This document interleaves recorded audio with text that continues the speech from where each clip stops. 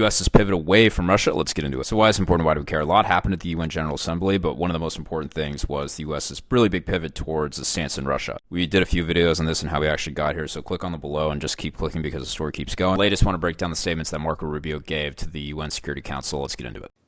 And all has come to what appears to be not just a stagnant one, but an era, and we've entered a period of what appears to be potential even escalation, with the historically highest number of strikes we've seen over the last few nights and before. And now we are also watching incursions into neighboring airspace by both drones and airplanes.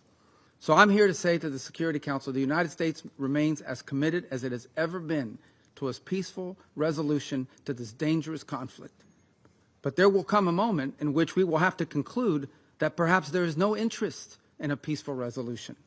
And then the President has before him real options, which he intends to pursue. And so we can see this pivot made manifest, right? So when the Trump administration first came in, the whole idea was, and this is a term that's been coined a lot, but it was the reverse Kissinger, right? So wanting to peel Russia away towards the West and away from China. It was the pretty jarring strategy we saw at the beginning of the administration when Zelensky came to the White House.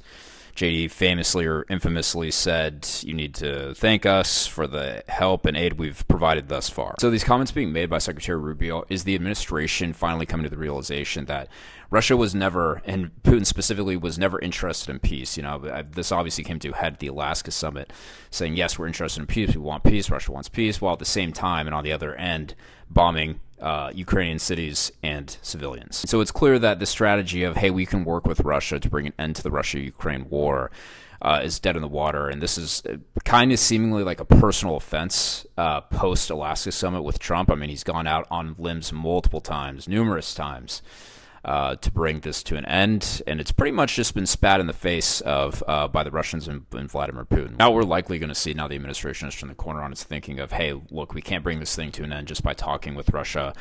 We're going to have to force Russia to bring an end to the war. This is going to look like combined and, more importantly, coordinated U.S. and EU sanctions, as well as tariffs, and importantly, secondary sanctions on buyers of Russian, also the hard money stuff, right? So Chinese banks potentially, Indian banks potentially, in tandem with these really hard statements saying, hey, if you violate NATO airspace, we will shoot your aircraft down. Found this at all helpful? Please like and subscribe. Helps a lot. Appreciate it.